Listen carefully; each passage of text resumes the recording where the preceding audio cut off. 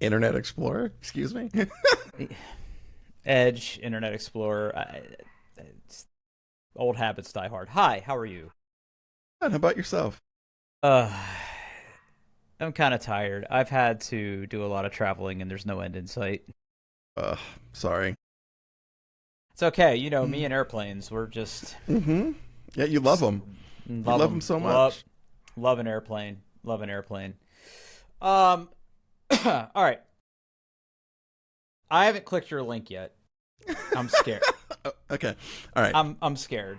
No, it's fine. So, My dog is y- having a fit. I don't know if I don't know if it's coming through on the it's audio. all right. It's all right. Okay. He's part of the podcast now.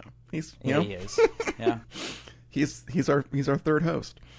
Uh, Drew, what am I known for? That's right, obsessing over my cables.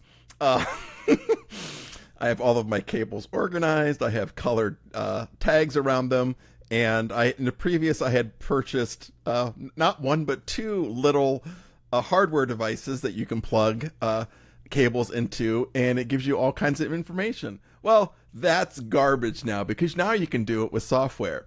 So there's this wonderful little Mac app called What Cable, and it basically apparently all this information Mac OS already knows when you plug in your cable. It knows it. It knows it. So this app just presents that information to you in a very easy, concise way. It is a free app. You can give them like 15 US American Freedom dollars to get like a little bit more features, and it like does like diagnostic of your video signal and all that wonderful stuff. But the base functionality is just free. You can plug it in, you can see how fast your cables are, whether you're using the right one. It's a great app. I just want to let people know about it. It's at whatcable.uk, I believe. There's a link in the show notes. It's good. It's a nice, very simple app, but it does exactly what's on the tin. Huh. Now you're gonna give me shit about caring about my cables, No, but no, no, no. I have my kinks. You have yours. yeah, It's I do. fine. So what have you done with this app that your other devices that you purchased and built don't Well, this doesn't this do? is nice because I don't have to remember where I put my little hardware device. In fact, you can just leave this running all the time. And one of the things it will do, which I'm not letting it run all the time, but if you do, it'll let you know if you think your cable is damaged, because it will look at what it's reporting versus what it's actually doing and give you a heads up to say, something is wrong. Yeah. Hmm. And like But since it's only for Mac though, huh? it is a Mac app, yes. So Windows users are, but it is a Mac. It is a Mac app. And oh, now I hear Rocky. He is pissed. Veto. Oh, fuck! I fucked that one right up. God damn it! It just came out of my mouth like nothing. Yeah, I do the same yeah, thing. Don't worry about yeah. it. It also shows like all of the devices I have hooked up to my Thunderbolt dock. It's good. It's good. Yeah. Hmm. Apparently, I have a I'm slow looking at their USB GitHub. device or charge only cable connected somewhere. Well, you can't have that. No. Oh, it's the one connected to my microphone. That's why I haven't seen it before. There it is. Oh. Yeah. You don't plug in I your don't, microphone all the time? no. No. Oh. I Okay. I I'm a little superstitious. I plug my microphone directly into my Mac. No hub, no nothing, so nothing interferes with it. So most of the time it's just unplugged. So and Okay. I don't use it for work for reasons I cannot explain, even though it's sitting right there the entire time. I just don't use it for work. So What do you use for work? Do you have like a headset? I just use the microphone built into my webcam. Okay. I wasn't Yeah. sure if you did like AirPods or you don't do AirPods, that's right. No. No, no. I usually just leave whatever headphones I have on because a lot of times I'll just go directly from listening to music to talking to somebody. So I don't want to have to like take them off and put new ones in and be that guy. And plus, also like uh, as a long hairman, sometimes your hair gets a little askew, and headphones are a great way to just keep your hair back. So yeah. Oh, Well, speaking of cables, I have like such an annoying thing happening. this audio channel just randomly cuts out on my computer. No. I don't know if it's the cable, because like if I jiggle the cable, it comes back. Oh, right? It's definitely the cable then. Yeah, you have a little. Well, yeah. I have this nice braided cable, and one day it just started out of the blue. So I don't know if it's my headphones, which were not cheap headphones. Yeah. I'm sure they're out of warranty by now. Those but Sonys? Yeah. Yeah. Yeah. So something's going on. So I'm gonna have to order another cable. Actually, I'm on Jeff Bezos' site right now. I can get one tomorrow, but it's like so annoying because and I don't even have to move my head that much. Like I'll just be sitting here working or gaming or something, and it just kind of starts to go, and then I'll like tilt my head to the side, it comes back. Like I don't know. Something's going Unreliable on there. cables are the worst. Yeah. No. Hopefully it's just the cable and not the headphones. So I'll get my fingers crossed for you. Hold on. I'm going to ask my wife why my dog is going insane. Hold on. I can't work under these conditions. Why is Vito barking so much and he's interrupting the podcast? Okay. He's let's not see what she says interrupting. about that. He's joining the podcast. He has a lot to say. We've had people here at the house doing some work, and Vito only barks at people that he can see from our windows. Okay. If you're in the house, you're his best friend. And he is just over a year old now, and he has not really grasped the concept that some jobs require 0 dogs. Yeah. And these people are sanding and painting and using wood, putting up new trim in my house, and he just wants to help. Mm-hmm. But he's not designed to help, and he has a real hard time with that. So he just wants to be with them all day. So I have to have him down in my office. And speaking of workers in the house, we had some people over pouring some concrete today. So ooh, is this remind me? This is your patio? Patio, yeah. But we only have the stairs right now. He's gonna come tomorrow and pour the rest of the patio, but everything is like leveled and dug out. But the stairs look nice, so yeah. Okay. Yeah, Did you have to do any HOA somersaults for this? Oh yeah. Okay. My wife took care of it. The highlight of it was us out in our backyard spray painting where the patio was roughly going to be, because we did not do necessarily very straight lines to get the approval, because that was actually for the county inspector. He had to come out and he wanted to look to see where the patio was going to be, because a picture wouldn't do it apparently. I don't know, but yeah, we jumped through all the HOA hoops, got the inspection all done. Yeah, so tomorrow patio, concrete. It's good stuff. How long did they say it was going to cure for? I think he said like give it 24 hours before you walk on it, and give it like 3 days before you put anything on it. So yeah, so we're in the process of getting approval for our driveway project, because they finally redid the curbs and the gutters along our street. I was kind of waiting for that to happen, because I knew it was going to happen this year. And they repaved our street, and they repaved part of the road by my house. So that's all done now. So I submitted all my stuff to our HOA and paid the $20 design fee. We'll see what comes back from that.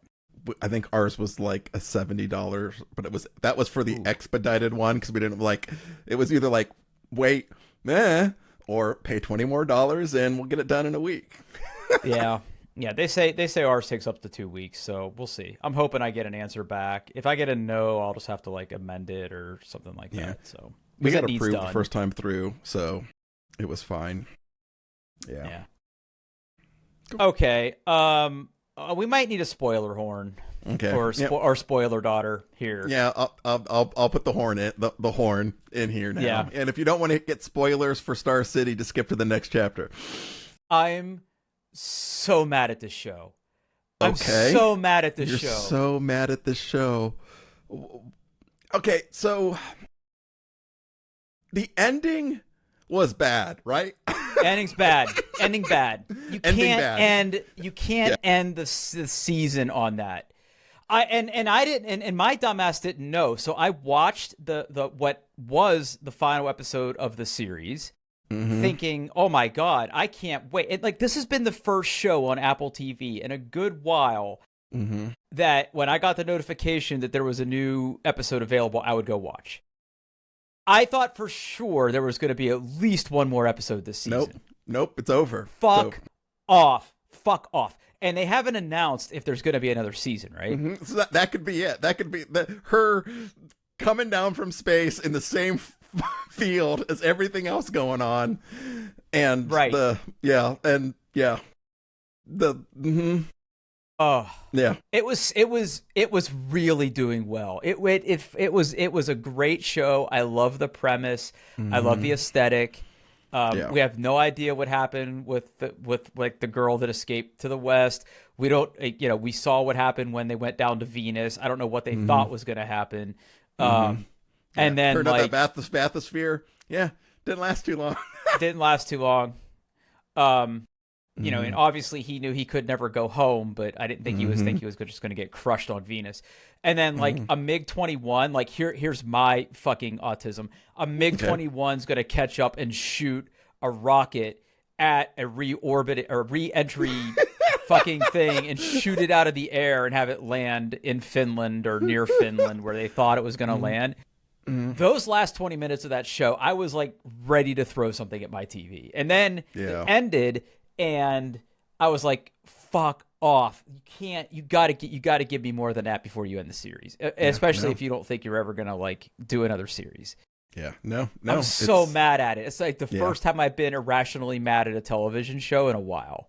Yeah, the ending was not it was not good. The ending was not good. Period. And I thought it was good because they had the whole like figuring out who the spy was and the espionage of getting the wife out of the country and what's her face. I love that. Yeah, it was good. Like the whole like the spy part of it was really good. The space part was, I think, weaker, and that ending was just it was bad. It was bad. It was not a good. It was not good. I should go look. I wonder what like the ratings are for like that episode versus the others. And like in the one episode where they like try to terminate the entire crew on the space station, I'm like, really? Like she's a bitch, but like she's not gonna kill all the crew in that mission. I get the feeling that she would totally kill all the crew to save her own career, like because that's what she's worried about, right? Is like anything that happens, and then is whenever under her they watch. Yeah, and then when they had the fire, I was like, okay, they're not dead. They're not dead. Stop it. Like the way that it cut out there, you didn't have to do that. It was. I really like the show to that last episode. So I swore because what did they keep saying, Drew? It was a 9-month journey, and there was a female astronaut. Like she's going to be pregnant. Then they didn't do that. Which right. Thank you for that. But the amount of time they said 9-month journey, I'm like, yeah, but yeah. And then you just happen to show back up while they have the other space station now. Yes, that's totally not a spy satellite. Wink, wink. Yeah. Oh, I hope they do another series. But have they confirmed another series? I don't think they have. I don't think they have. Yeah. Yeah. I have a funny feeling it's not going to get picked back up. We're just going to have to deal with that shitty ending. I know. Let's see. Will Star City get a season 2?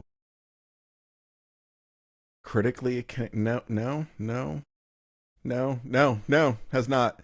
But it did say critically acclaimed. So, except for that last episode. God damn. Yeah. So bad. It was real bad. It was bad. All right. Yeah, well, I'm glad that my sentiment is shared. So yeah, I'm really, really disappointed in that show. I have started watching Widow's Bay. I haven't started watching that. Yeah, is it good? Yes. Okay. Go watch the first episode. It's pretty fucking good. Lucky, which is another Apple TV, is pretty good as well. It's got a. I think you talked about that, didn't you? That was different. No. That was Margot Has Got Money Problems. This is Lucky just came out. There's like 3 episodes. It's got what's her face? Anna Taylor-Joy. Taylor-Joy. Yeah. Yeah, from She Queen's is, Gambit. yeah, she's incredible in the show. Basically, it's the whole. It's a spin on a heist movie. It's basically heist gone bad, and then she's trying to deal with the ramifications of crimes gone bad. So, yeah, Okay. yeah.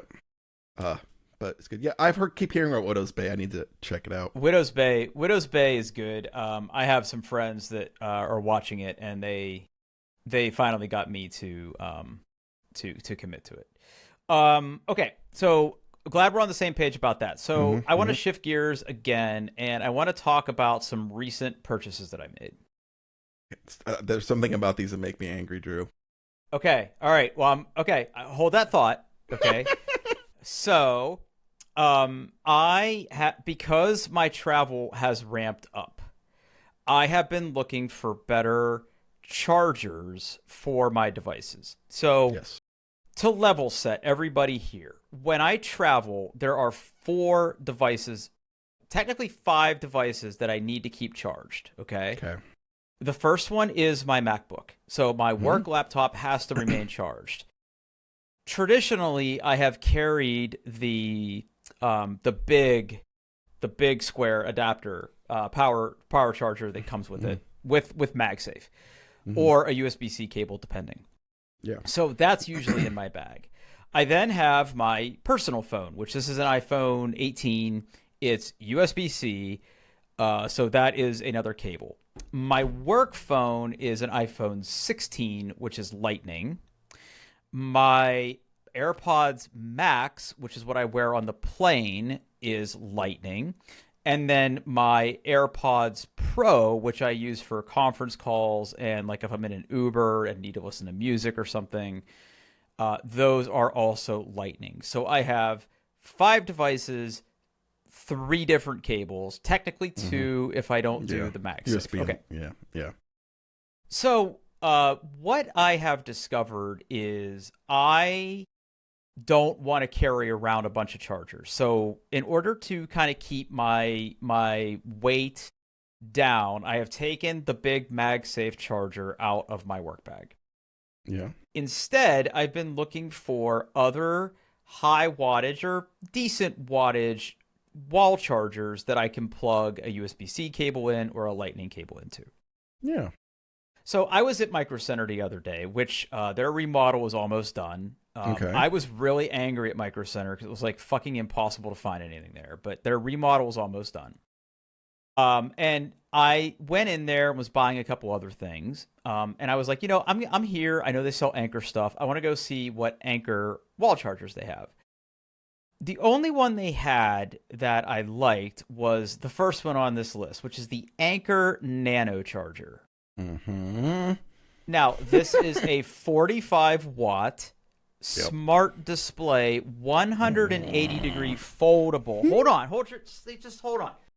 So I need to find it. I don't know where it is. It was here on my desk.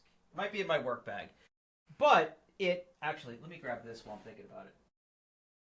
So the nice thing about it is the plug on it has, oh wow, come on camera. The plug on it has 3 positions. And if you scroll down on that page, in one of the little info bubbles there, you'll see that it's 180-degree foldable. So one of the common problems I run into is when I'm visiting people, you have no idea what kind of plug situation we're gonna run into. Increasingly, what I'm finding is all of the plugs are either recessed into conference tables or behind some like metal door on the conference table. A lot of times, my chargers won't fit in there. Too big. Either because they're too big. So having this where it's like the plug itself can either be fully retracted 90 degrees or 180 degrees gives me a little flexibility about how I plug it in relation to where the port for the cable to come out of it is. The other nice thing about this is it also recognizes the devices that you're charging. So for example, if I plug it into an iPhone, it says iPhone 18 Pro, and the percentage is reflected on the charger, versus just having to look at my phone to see the charge. So the smart display on it is kind of useful. There's different things you can change it to. You can also change the rate at which things are charging. So like if you I think it's double tap or tap and hold, you can change modes where it goes into auto, where like maybe it uses a lot of power to charge it faster at first and then taper off, or you can just say maximum, or you can set it to go however you want it to go. And it's tiny. It is a small little charger. It's 45 watt. It really, really does a good job. I have white. They make orange, black, and I guess teal? I don't know. It's hard to tell. Yeah. But I have white, and it is a solid little device. Go ahead and air your grievances now. So hold on. Yep, your turn. I have this bad boy, which is the big chunky Anker. Yeah. I have one of those. Okay. Yeah, and by the way, I do too, right? I do too. This was the first device, the first charging device that I had that had a screen on it. The screen, I don't know how I feel about screens on my chargers, period. And this one is just a very basic, just like, it just shows how much charge is left in it, like if it's how much wattage is putting out. Anker has apparently decided that everything needs a screen, and not only do all their chargers need a screen, it needs a mascot. Yeah, the little guy. The little Anker chargy guy blob. Yeah. It and the thing is, like, I've seen this charger before, because I'm generally like, I get emails and stuff and I'm like, ooh, that charger is orange like my phone. Wouldn't that be nice to put into my bag? Scroll. Oh no. What did you do, Anker? No. Why? I don't understand why they think they need to add whimsy into charging. It's like, just whimsy and cost to already costly chargers. Yeah, because these are GAN chargers, right? Which is why they're so small, and they're great. And I love them. Like, I have a GAN charger that I put in my laptop bag because I don't want to carry around that big white brick all the time, and it's great. Like, when I go to the office or whatever, I like having it. It does have like the foldy prongs. It does, it doesn't have the rotating, prongs like that one, but I don't understand why they need to add whimsy to charging. I don't understand this, Drew. I do not understand it. Are we getting old? Is that the problem? Maybe.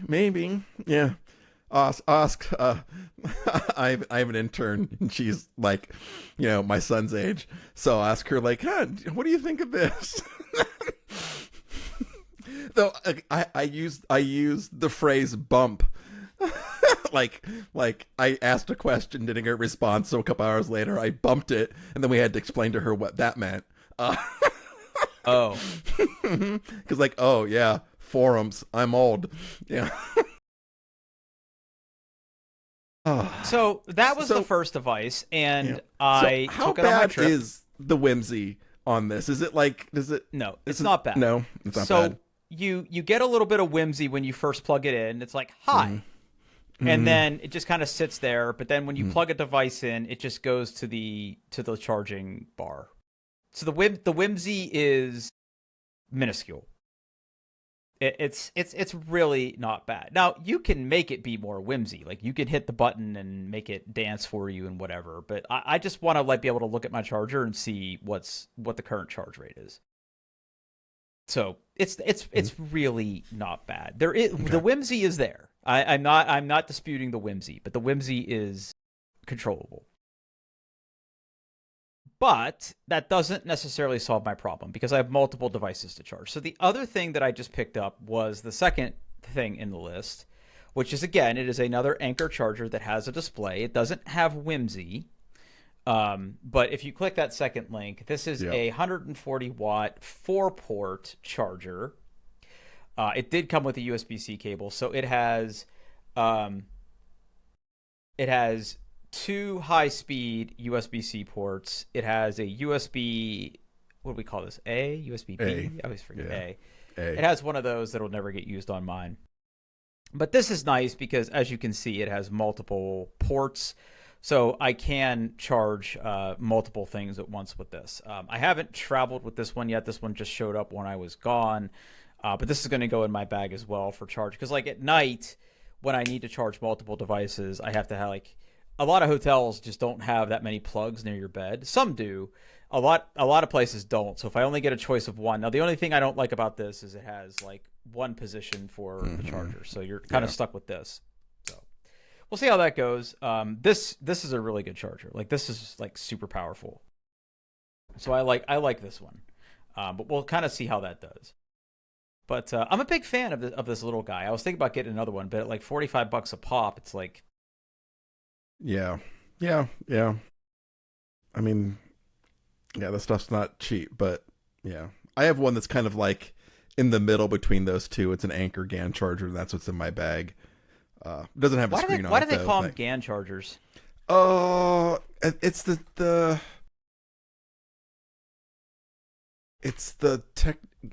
gallium nitride charger. It's an advanced adapter that replaces traditional silicon components with gallium nitrate. This allows electricity to flow much more efficiently, resulting in chargers that are significantly smaller, lighter, and run cooler while delivering high power output. Thank you, Google Gemini. So good.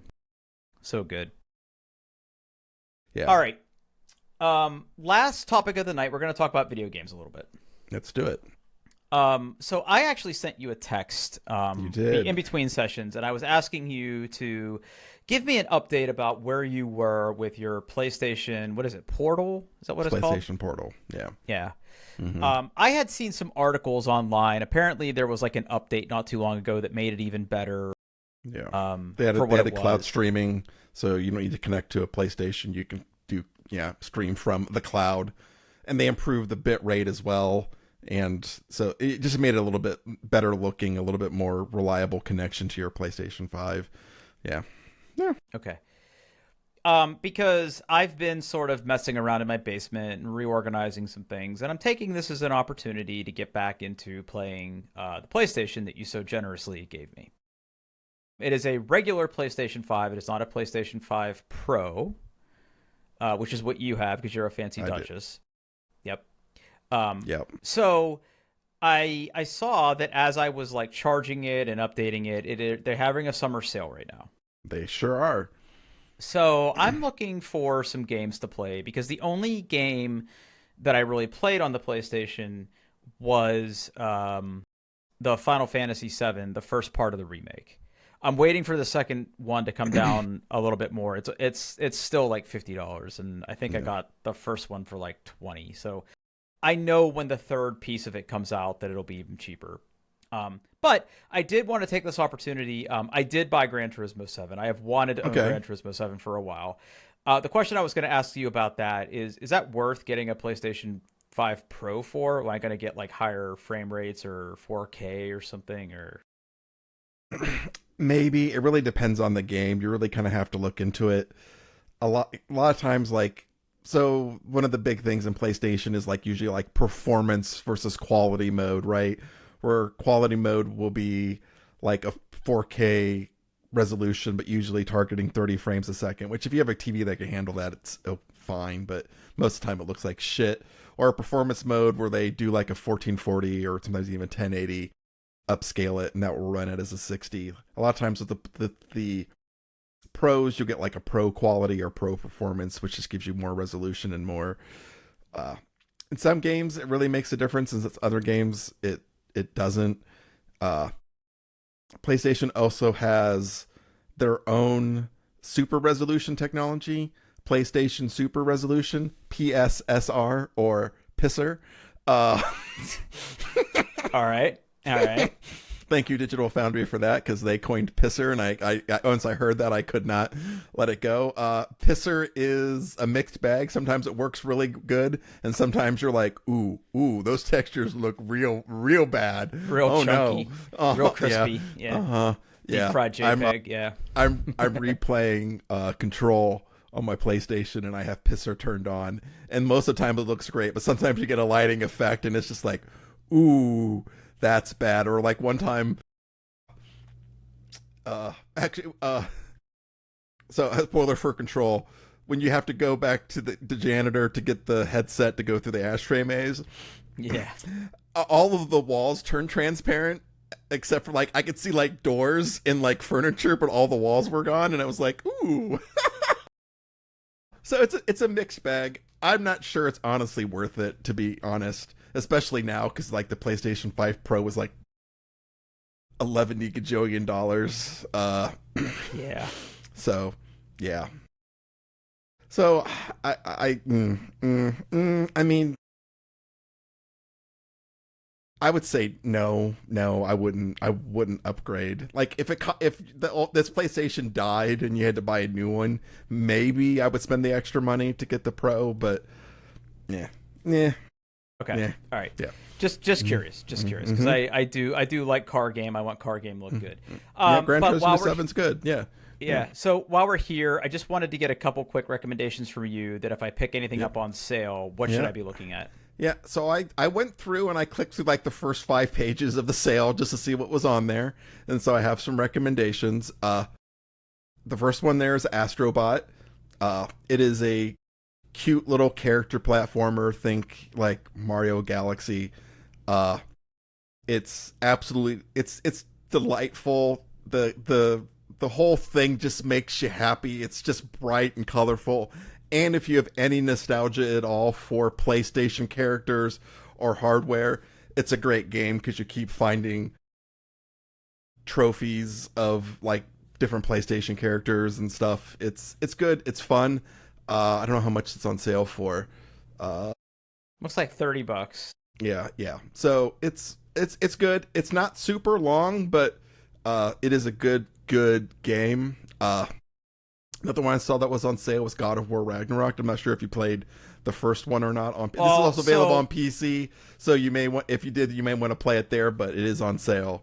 Well, so I haven't played any other God of War game ever. Can I just jump straight to this one?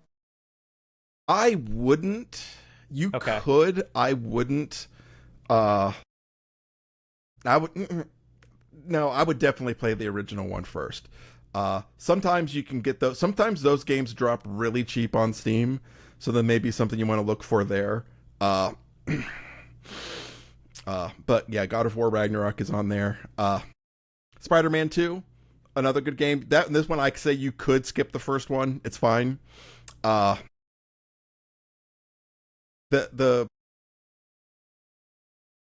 Spider-Man 2 is it's a good game. It's got a great story.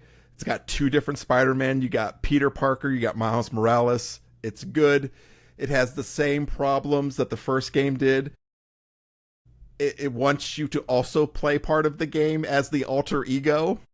So you play as Peter Parker and not Spider-Man, and those are just kind of like, yeah. I wish I was Spider-Man. I wish I was flicking webs and flying around instead of, walking and talking to people. Yeah, it's fine. And then the last one I have is Ghost of Yotei. It's not a lot on sale because it's like, I think it's the digital edition.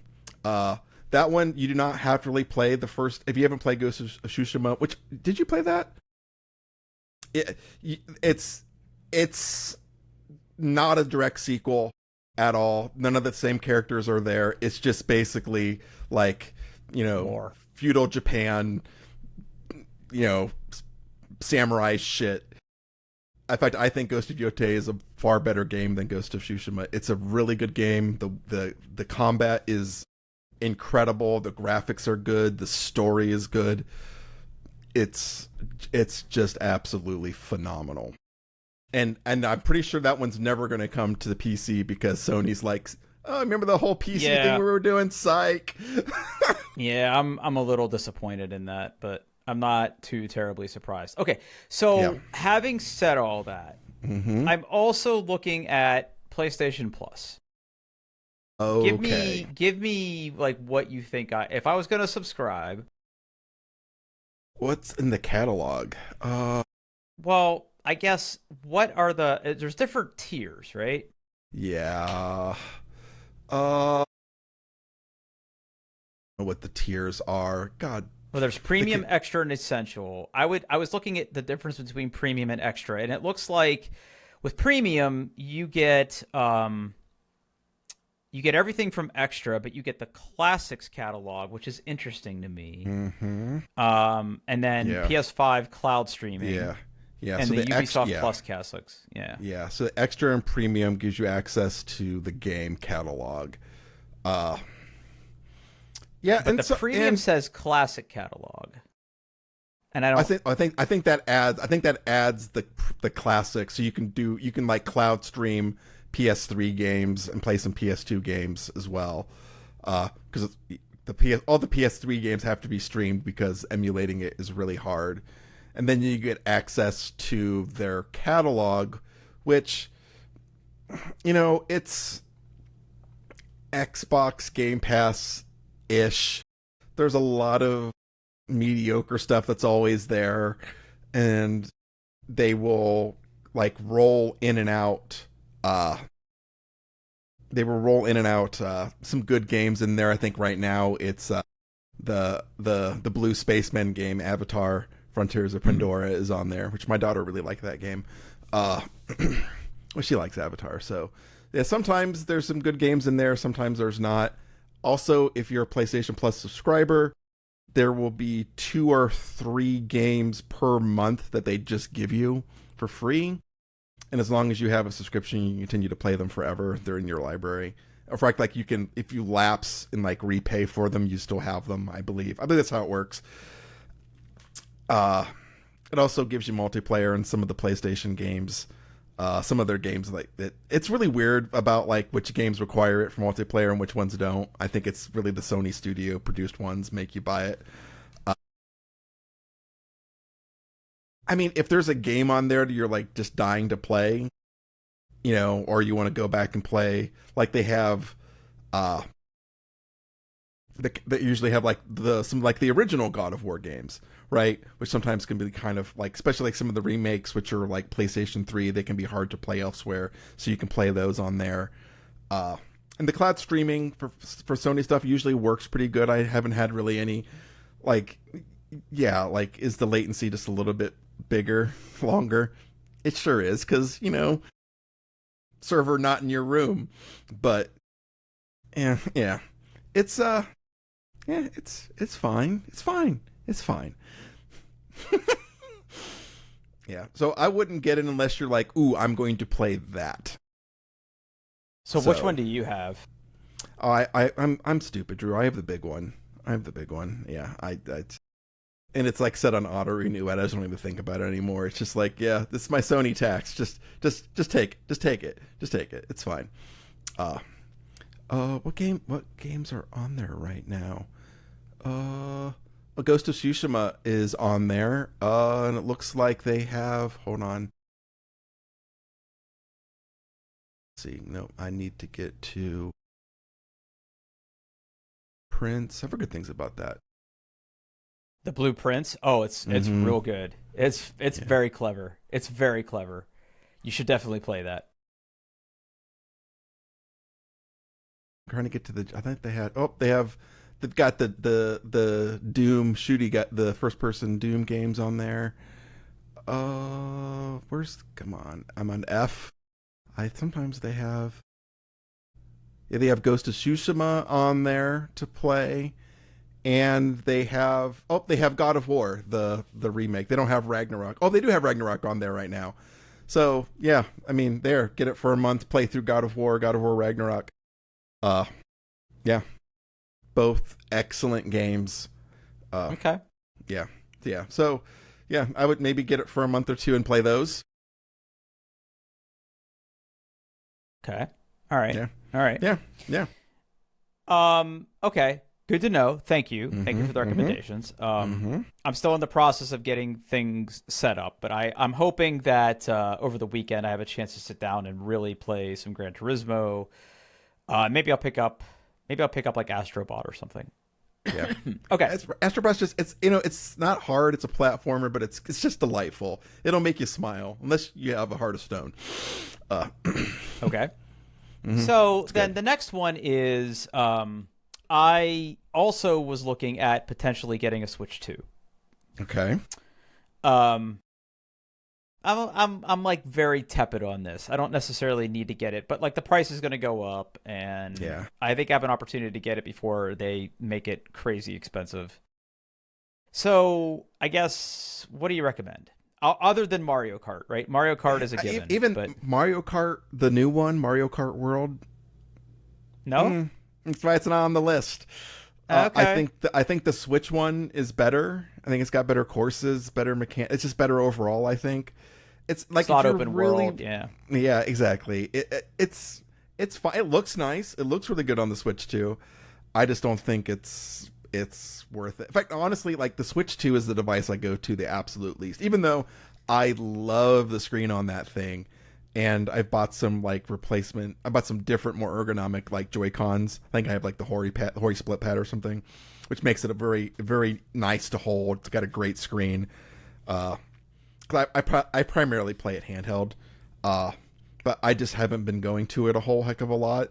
I would say at least. I mean, I haven't played. I mean, you can play both the Zelda games, on there. You can get the Switch 2 version, which makes the textures and resolution better. Those do look really good. If you haven't played those and you want to replay them, Switch 2 is a great place to do that. I haven't tried like I haven't played the Metroid Prime. Never really interests me, that series. Neither did Star Fox, so I skipped it. The one game on there that is absolutely just joyous, which I have not beat yet, I keep meaning to go back and play it, is Donkey Kong Bonanza. Okay. The story's dumb, but it's fun. It's Donkey Kong. It's a platformer. You can smash everything, collect bananas, and you get a banana. It goes, ooh, banana, which is just fun. It's good. I've got Mario Tennis Fever. That game is fun to play with other people. The single player is just kind of mid. They tried to recreate the feeling of the Game Boy Advance game where it's kind of like an RPG kind of style thing, but it just doesn't work. So if you're going to primarily play on the couch with people, Mario Tennis Fever is on there. Also, they have a really good port of like Dave the Diver on there, which I know the game we both enjoyed. They have a Switch 2 version of that. If you're looking for something there's to take been a on lot of there's been some more content for that that's come out that I haven't played yet. I did see it, and then they're doing like a spin-off or something as well, like another game in that universe. So the last game on here is a game that's literally came out today, and I've only played for an hour and a half, but I've enjoyed it so far. So Drew, are you familiar with Splatoon at all? Have you played a Splatoon game? I haven't played any of them, but I get the idea that like Yeah. the internet has ruined me because the girls are octopuses. Yes, Don't get me yes. started. Okay, all right. So most Splatoon games, in fact, all of them except for this one, basically you're some sort of weird sea creature, and they're online competitive multiplayer shooter games. But the idea, it's not about how many people you can kill. All of your weapons produce ink. Your team's ink is one particular color. The other team's ink is another color. The team that wins is the team that has more of their ink on the board. You can shoot other players because it basically does a big ink explosion and also takes them out of the game for a little bit. I played the first Splatoon that came out for the Switch. I think it was Splatoon 2 or was it 3? I can't remember. I played a ton of that game. A lot of it, really enjoyed it. Splatoon Raiders is let's take Splatoon, but what if it was a single player looter shooter? I'm listening. And like I said, I've only played like an hour and a half. I'll probably play like another hour or so after we're done chatting here. So far, it's really fun. You get dropped into these zones. There's all these other fish creatures. You have to like shoot them, kill them. Uh, they like your gun weapon produces ink. You move faster in the ink, especially like if you go into squid form. So basically, like the point is, you're trying to kill all these salmon things, get loot, get better loot, level up.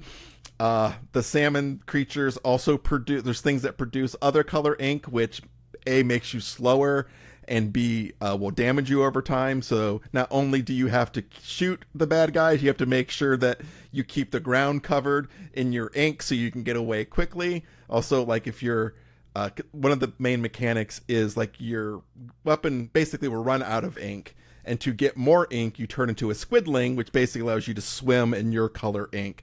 That refills your ammo and also will heal you. So as you're fighting, not only do you have to kill the things, you have to make sure you keep the battlefield open enough so you can move and not get hurt and heal and reload.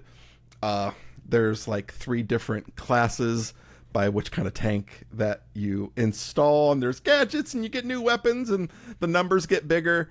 I will say that like it does one of those things where like all of the dialogue is in a weird fake language. They don't have to do one recording, and it gets really annoying really quick. And the story is so far it's just like, we're on this island and we're gonna get loot. Yay. But like I said, it just came out today. I've only played an hour and a half, but I have enjoyed that hour and a half so far. It's so, but honestly, like I personally have a hard time looking at the Switch 2 library and saying like, this is the must-have game. This is the one that will sell the system. Like, when Breath of the Wild was the game for the Switch 2 that was like, you buy the Switch 2 to play this game.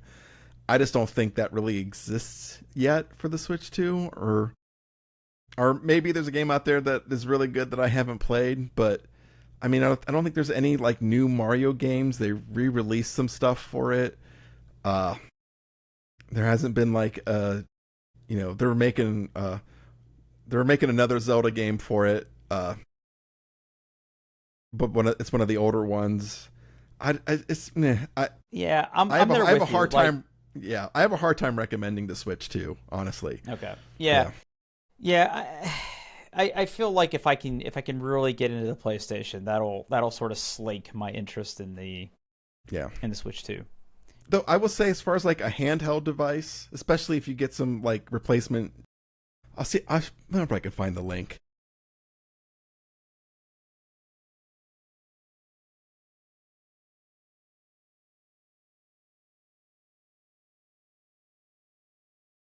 Third-party Switch 2 Joy-Cons. Which ones did I buy? Oh, maybe it's those. Maybe it is the NXI Hyperion? Yes. All right. Yeah, I'm going to put a link in here. Oh, I don't want a Walmart link. Gross. Yeah, this is what I got.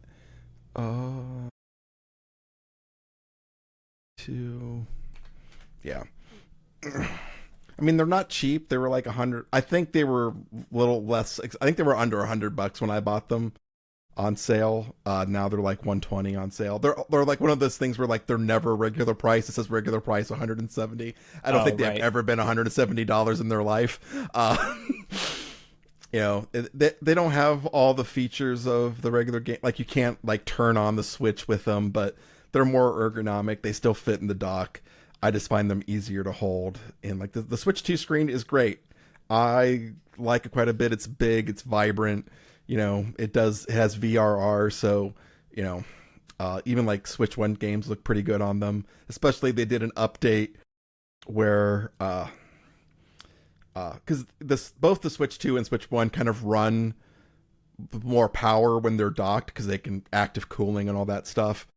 They had an update a few months ago that basically Switch 1 games now run like they're always like they were docked in the Switch 1, so you get better resolution and better frame rates for Switch 1 games, and those look really good on the Switch 2. So if there's some old Switch 1 games that you're dying to play, they'll play better on the Switch 2 for the most part. But it's hard to... I have a hard time going, yeah, buy this game, buy the Switch 2, you'll be happy. You think it would be the Mario Kart game, but it's just... Now, the Switch 2 Pro controller is a really good controller. It's not DualShock 5, but it is it's pretty good. So that was the other thing I was going to ask you. Apparently, and I didn't know this, there's multiple kinds of PS5 controllers now. Yes. So there's the DualShock 5 Pro, I think. There's another one that has like a different name. Hold on, I'll tell you. When I was looking at the what's it called? Wow, the PS5 Pro bundle is $1,000. That's crazy. DualSense wireless, but there was like some other name. Oh, there's the DualSense Edge. Maybe. Yeah, that's their version of the Pro controller. Okay.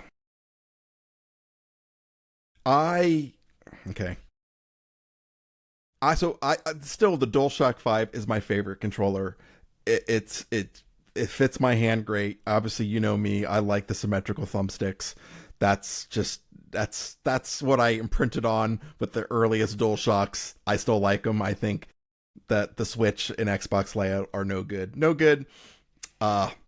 The Edge controller adds some 2 back buttons, and it allows you to remap buttons and like do like stick sensitivity, so you can put like curves on it for how quick it goes.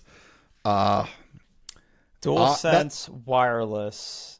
That's just the DualSense. DualSense wireless is just the regular, right? Yep. Yeah. It's the Edge. The Edge is I'll drop a link here. The Edge is the $200 controller, which is ridiculous. I'm like on Sony's website. I don't even see it. Yeah, here. Well, there it is. DualSense Edge right there. Yeah. Wow. That's how did I get that link in my? Yeah, it's $200. It's stupid. I own 2 of them. When they first came out in white, I was like, "Ooh, I will try that." And then they came out one that was like in the like old style like PlayStation gray. I got one of those. That is the controller that I use. I have learned to like the back buttons. But I basically use them instead of pushing down on sticks. I don't like pushing down on sticks if I can avoid it, so I just make the back buttons that. Or some, depending on the game, I don't have it like for control. I make one of them dodge, and the other one is run. Right, so the bad thing about the place, so the DualSense controller, DualSense 5, does not get great battery life. The Edges get even worse battery life. So, like 2-3 hours. Wow. Okay. Yeah. Well, go outside and touch grass. I don't know what to tell you. Yeah, exactly. So, yeah. All right, buddy. Well, I appreciate your insights. I will let you know what I end up doing here. Yeah. Awesome. Cool. Great. All right. We did That's a show. Yeah. Doingthebest.com. You can find all the show notes there. And hey, thanks for listening. Oh, man.